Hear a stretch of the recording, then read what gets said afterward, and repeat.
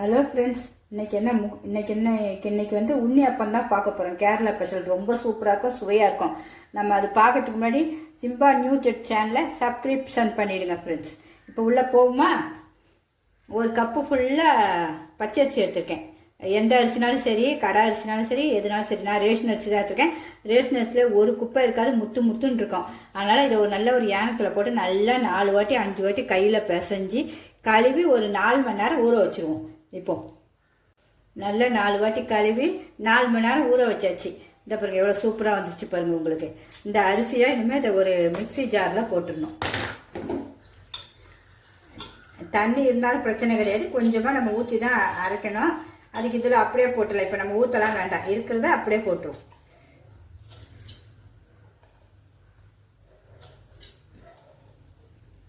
அவ்வளோதான். இப்போ இதுக்கு என்னென்ன தேவைன்னு பார்த்துருவோம்.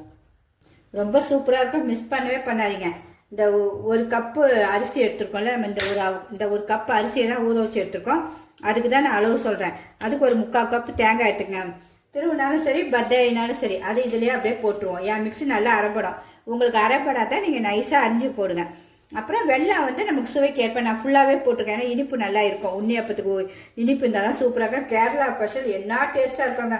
இதை இப்போ முதல்ல செய்யும் போதெல்லாம் பார்த்து செஞ்சேன். அதுக்கப்புறம் நல்லா பழகிச்சு, நல்லா ஈஸியாகிடுச்சு. அப்புறம் இது கண்டிப்பாக சுக்கும் ஏலக்காவும் போடணும். சுக்கு இதிலே நான் போட்டு தான் அரைச்சிருக்கேன். உங்களுக்கு தெரியும், என்னுடைய இது சமையலெல்லாம் பார்த்தா உங்களுக்கு தெரியும். இதில் இவ்வளோ போட்டுருக்கேன். போட்டு நம்ம நல்லா அரைச்சிருவோம். இதை கொஞ்சம் நைஸாகவும் இருக்கக்கூடாது, குறகுறப்பாக இருக்கணும், நடுத்தரமாக இருக்கணும் அரைக்கிறது. இதை அரைச்சிட்டு லாஸ்ட்டில் நமக்கு தாளிக்கிறதுக்கு சின்ன மெலிசாக சின்ன இதாக கட் பண்ணியிருக்கேன் தேங்காய் ஒரு கையளவு. எள்ளு வந்து வெள்ளை எள்ளுனாலும் சரி, கருப்பு எள்ளுனாலும் உங்கள் இஷ்டம் தான். அதனால் 2 எள்ளையும் நான் காட்டுறேன். எள்ளையும் வறுக்கணும், இதையும் நெய் 1 ஸ்பூன் ஊற்றி வறுக்கணும் உங்களுக்கு. நம்ம இதை அதுக்குள்ளே அரைச்சிட்டு வந்துடுவோம். அரைச்சிட்டு 4 மணி நேரம் ஒரு ஊற வைக்கணும். நல்லா மூடி வச்சுருங்க, புளிக்கணும். கொஞ்சம் புளிச்சுட்டு எல்லோரும் சோடா மாவு போடுவாங்க. நான் சோடா மாவு சுத்தமாக சேர்க்க போதில்லை, நம்ம சேர்க்க மாட்டோம். சேர்க்காட்ட கொஞ்சம் சாஃப்ட்னஸ் கம்மியாக இருக்க, வேற ஒன்றும் ரொம்ப இது அழகாகவே பால் மாதிரி வரும். கொஞ்சம் சாஃப்ட்னஸ் கம்மி இருக்கா, அது பரவாயில்ல. நமக்கு நம்ம இன்னும் கூட கொஞ்சம் ஒரு 1/2 மணி நேரம் வேணால் ஊற வச்சுக்கலாம். அவ்வளோதான், புளிக்க வச்சுக்கலாம். இனிமேல் நம்ம போய் அரைச்சிட்டு வந்துடுவோம்.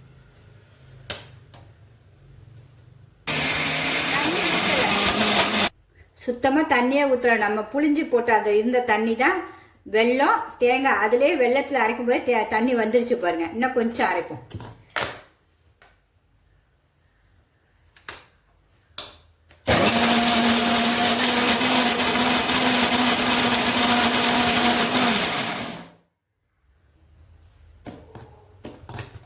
இந்த போதும், நமக்கு இந்த அளவு போதும். ஆனால் நம்ம தண்ணியே ஊற்றலை. அந்த நம்ம கொஞ்சம் தாராளமாக அரிசி எடுத்து போட்டால் அதிலே தண்ணி இருக்கும். வெள்ளத்தில் இது வந்தது தான். இந்த அளவு இருக்கும். இனிமேல் எடுத்துருவோம். அப்படியே எடுத்துட்டு நல்லா கசிந்த பழமாக இருக்கும். இது பாருங்கள், நல்லா கசிஞ்சிட்டு பழம் கலரே எப்படி இருக்கு பாருங்க, செவ்வாழை. இதை வந்து ஒரு 1/2 பழம் போட்டு அரைச்சிடணும். இதை அரைச்சிட்டே அரைப்போம். நம்ம செமையாக இருக்கணும். முழுசாகவே போட்டு அரைப்பட்டுரும் உங்களுக்கு. மொத்தம் எடுத்தாச்சு. இந்த பழமும் நான் அரைச்சிட்டேன் சூப்பராக. எவ்வளோ இந்த அளவு பக்குவம் தான் இருக்கணும். வேணா நம்ம அந்த அப்புறம் தண்ணி ஊற்றிக்கலாம். ரொம்ப டேஸ்ட்டாக இருக்கும். இந்த பழம் போட்டோன்னா லைட்டாக டேஸ்ட் பார்த்தேன், அவ்வளோ ஒரு இனிப்பு. இதை கையிலே நம்ம எடுத்து இப்படி ஊற்றிப்போம். ஏன்னா நமக்கு அது வராது க்ளீனாக. அவ்வளோ ஒரு டேஸ்ட்டாக இருந்துச்சு. இந்த சும்மா டேஸ்ட் பார்க்கும்போதே வாழைப்பழம் வந்து நல்லா கசிஞ்சு தான் இருக்கணும். எந்த பழம்னாலும் நீங்கள் போடலாம். நான் வந்து பெரும்பாலும் செவ்வாழை நேந்திரம் தான் வாங்கி வைப்பேன். ஏன்னா இந்த செவ்வாழை வந்து நம்ம கால் நின்றுக்கிட்டே நிற்கிறோம் பாருங்க லேடிஸு, அதுக்கு அந்த பாதெல்லாம் வலிக்குது தெரியுமா. அது 40 நாள் நீங்கள் சாப்பிட்டா அந்த பாதை வழியாக இருக்க டீச்சர்ஸுங்க ஸ்கூலில் நின்றுட்டே இருப்பாங்க. அவங்களாம் டெய்லி 40 நாள் தொடர்ந்து சாப்பிட்டு பாருங்களேன். அதோடைய பலன் கண்டிப்பாக நீங்கள் சொல்வீங்க. செஞ்சு பாருங்க. உங்களுக்கு சரியாச்சுன்னா எனக்கு மெசேஜ் இது கமெண்ட் எழுதுங்க. நீங்கள் இதை மாதிரி நல்லா இருக்குனேன்னா அந்த குதிக்கால் வலி அவ்வளோ சரியாகும் அந்த செவ்வாழைக்கு. அதனால் எப்போவுமே என்கிட்ட செவ்வாழை நான் சாப்பிடுவேன் வாங்கி வச்சு. இந்த மிக்சியில் இருக்கிறதையும் கழுவி இதில் ஊற்றிடுவோம். ஊற்றிட்டு நம்ம ஒரு கலக்கிட்டு இந்த தேங்காயும் எள்ளியும் நம்ம நெய்யில் வறுத்து இதிலே போட்டு மூடி வச்சிடும். திருப்பி ஒரு 4 மணி நேரம் அது பாட்டுக்கு இருக்கட்டும். கொஞ்சம் புளிக்கணும் நமக்கு இது மாவு. நீங்கள் காலையில் அரைச்சிங்கன்னா ஈவினிங் ஸ்நாக்ஸுக்கு சூப்பராக செஞ்சிடலாம். பிள்ளைங்க விரும்பி சாப்பிடுவாங்க, அவ்வளோ டேஸ்ட்டாக இருக்கும். இது ஹெல்த்தி வேறு, உடம்புக்கு நல்ல பிள்ளைங்களுக்கு ஸ்ட்ரென்த்து. அதையா நம்ம விடுவானே, அதை செஞ்சிருந்தா தான் இப்போ இதை செய்கிறேன். இனிமேல் இதையும் வறுத்து போட்டுருவோம். நம்ம நான் நெய் தான் ஊற்றப்படுறேன். இருக்கிற நெய்யை கொஞ்சம் 1 ஸ்பூன் நாளும்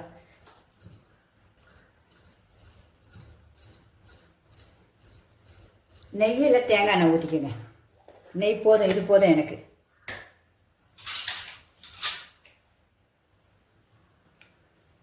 ஃபஸ்ட்டு நம்ம இந்த தேங்காய் கட் பண்ணி வச்சுக்கலாம், அதை போட்டுருவோம். அது நல்லா பொன்னிறமாக கலர் மாறணும் அழகாக நமக்கு. அந்த அளவு லைட்டாக அப்படியே வறுத்து விடுவோம். ஹையில் வைக்கல, மீடியமாக தான் வச்சுருக்கேன். உங்களுக்கு வறுக்கட்டும், அப்படியே வறுக்கட்டும். இது அப்படியே கலர் மாறுது பாருங்கள், என்ன அழகாக ப்ரௌனிஷாக மாறுது. அப்போ நம்ம இந்த எள்ளையும் போட்டோன்னா எள்ளும் கொஞ்சம் நமக்கு பொரியணும். உங்களுக்கு இது தேங்காய் தான் சுட போகிறோம். நம்ம பனியார் சட்டி தான், தேங்காய் இல்லைன்னா கூட நீங்கள் வாங்கிட்டு வந்து வச்சுருங்க. இப்போ காலையில் நம்ம சமையல் செய்யும்போதே ஊற வச்சுட்டா ஈவினிங் நம்ம பிள்ளைங்களுக்கோ ஆஃபீஸ்லேருந்து வரவங்களுக்கு, வீட்டில் ஆஃபீஸ்லேருந்து வரவங்களுக்கும் சுட்டு கொடுத்துக்கலாம். வயசானவங்களுக்கும் வாக்கிங்லாம் போயிட்டு வந்தோன்னா கொடுக்கலாம். ரொம்ப நல்லா இருக்கும். இது இந்த நம்ம அந்த பனியாரத்தில் இந்த சாப்பிடும் போது இந்த தேங்காய் கடிப்படம் பாருங்க, என்ன ஒரு டேஸ்ட்டாக இருக்கும் தெரியுமா? அது சொன்னால் தெரியாது, சாப்பிட்டா தான் சுவை சூப்பராக இருக்கும். இன்னும் அவ்வளோதான், முடிஞ்சிடுச்சு. இன்னும் நம்ம அதில் ஊற்றிடுவோம் மாவு. இந்த பாருங்க, இந்த கலர் ப்ரௌனிஷாக வரணும், வந்தால் தான் டேஸ்ட்டு. இனிமேல் இதில் அப்படியே ஊற்றிடுவோம்.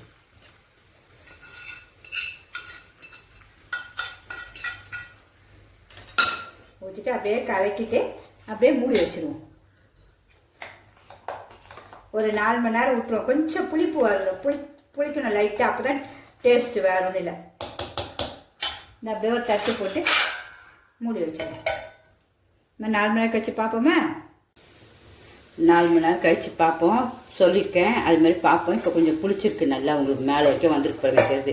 நானும் மேலே போய் கார்டன்லேருந்து பூ பறிச்சிட்டு வந்தேன். ரோஸும் சம்பங்கியும், அதை லில்லி பூ எவ்வளோ சூப்பராக இருக்குது பாருங்கள். எப்போவுமே வெயில் காலம் கூட நல்லா பூக்கும். இதோடைய உரங்களும் போட்டிருக்கேன், என்னென்ன போடுவேன்னு நீங்கள் போய் பாருங்கள். இப்போ நம்ம இதை பார்த்துருவோம். மாவு தூள் நல்லா புளிச்சது, கலர் மாறி இப்போ கிண்டும் போது இந்த அளவு இருக்கணும். நான் சோடா மாவு கிடையாது உங்களுக்கு. ஏன்னா சோடாவும் போட்டால் புசு புசுன்னு வரும்னுவாங்க, டேஸ்ட்டுன்னு. அது வயிற்றுக்கு கெடுதியில் வயிறு வலி வரும், எல்லா ப்ராப்ளம் வரும். நமக்கு அது வேண்டாம். இயற்கையாகவே நம்ம புளிக்க வச்சு நல்லா சூப்பராக சுவையாக சாப்பிட்டு ஹெல்த்தியாக இருந்துக்கலாம். இப்போ நம்ம பனியாரி சட்டி கல்லை வச்சுருவோம். என்னுடைய கார்டன் பிடிச்சிருந்தாலும் ஒரு லைக் பண்ணுங்கள். இப்போ கல் வச்சாச்சு, தேங்காய் எண்ணெய் தான் ஊற்ற போகிறேன் உங்களுக்கு.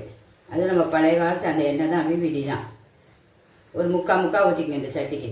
ஏன்னா நான் ஏன் அதில் பாட்டிலில் ஊற்றி வச்சது மீதி இது. சரி, அதை ஃபஸ்ட்டு இதை ஊற்றிடுவோம். என்னமோ பாட்டிலில் இருக்கிறத ஊற்றிடுவோம். இதுக்கு நிறையா ஊற்றணும், கொஞ்சம் தாராளமாக உங்களுக்கு. முதல்ல ஒரு வாட்டி ஊற்றினாலே போதும், மீதி எல்லாம் இதிலே வெந்துடும். அதனால் இந்த கல்லுக்கு முக்கா, அவ்வளோதான். சட்டி காயட்டும். உங்களுக்கு சட்டி காயணுன்னா லைட்டாக ஊற்றி பாருங்கள், பில்னஸ் பிள்ளைங்க. அவ்வளோதான், அப்படியே மேலே வரும். நல்லா உப்பி வெந்துருச்சுன்னா, அதை வெந்துருச்சு. சட்டி காஞ்சிச்சுன்னா மேலே வரும். அதை வந்துருச்சு பாருங்கள். அப்படியே சூடான தேங்காய் எண்ணெய் வாடையும் வர ஆரம்பிச்சிருச்சு. இப்போ ஒன்று ஒன்றா நம்ம ஊற்றுவோம். அவ்வளோதான். கொஞ்சம் குறைச்சாச்சு ஸ்டவ்வை. அது எப்படி பொப்புன்னு மட்டும் பாருங்கள். நம்ம சோடாமும் கிடையாது, ஒன்றும் கிடையாது.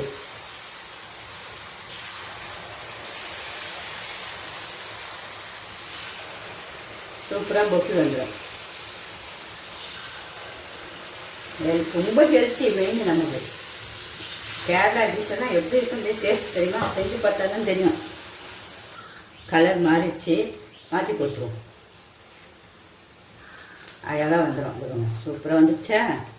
என்ன அழகாக குண்டு குண்டுன்னு இந்த பக்கம் வேறு. இது எல்லாத்தையும் மாற்றி போட்டுருவோம். கை வச்சோடனே திரும்பிடும். என்ன சோடா போட்டால் இன்னும் கொஞ்சம் பெருசாக வரும், வேற ஒன்றும் இல்லை. அது எதுக்கு நம்ம கெடுதியை போட்டு நம்ம போட்டு சுவையாக சாப்பிட்றத விட்டு இன்னும் வேகட்டும். பார்க்கவே எவ்வளோ அழகாக அடிச்சு பாருங்கள். இன்னும் கலர் அந்த சைடும் வெந்தோடனே எடுத்துட வேண்டியதான். இனிமேல் எடுத்துருவோம். இது ஒரு வாரம் கெடாது. இதை உன்னே வைப்போம்.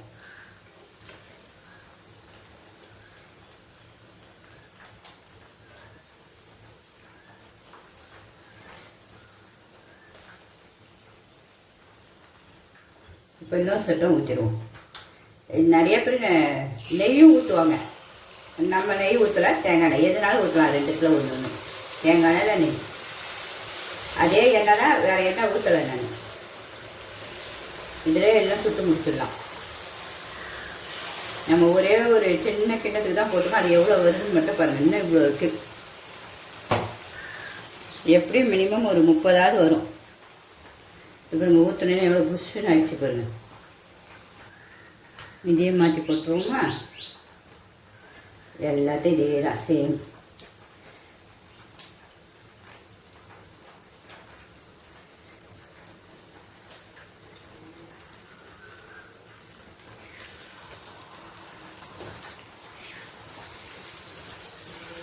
அது வேவிட்டால் வெந்தோடனே அடுத்த சைடு மாற்றிக்கிறோம். இதுவும் எல்லாத்தையும் எடுத்துடலாம். எல்லாம் 2 சைடும் வெந்துச்சு.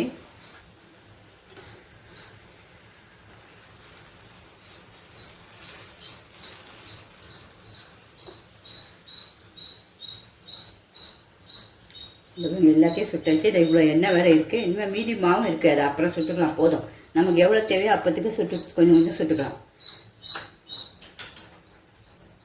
இனிமேல் நம்ம டேஸ்ட் பார்ப்போமா உண்ணியப்பத்தை?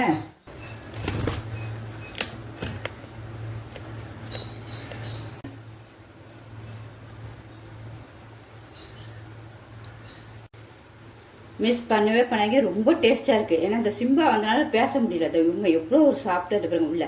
அதனால் கண்டிப்பாக எல்லாருமே சாப்பிடுங்க. டேஸ்ட் அவ்வளோ, இந்த தேங்காயெல்லாம் கடிக்கும் போது அவ்வளோ ஒரு சொல்ல முடியாத டேஸ்ட்டுங்க. நீங்கள் சாப்பிட்டுட்டே தான் இருப்பீங்க, ஒரு செகண்டில் காலி அடையும். அதனால் எல்லாருமே குழந்தைங்களுக்கோ பெரியவங்களுக்கோ எல்லாருமே ஹெல்த்தியாக போய் சாப்பிடுங்க. ஓகே ஃப்ரெண்ட்ஸ், உங்களுக்கு பிடிச்சிருந்தா கண்டிப்பாக சிம்பா நியூ ஜெட் சேனலை சப்ஸ்கிரைப் பண்ணுங்கள் ஃப்ரெண்ட்ஸ். பாய்.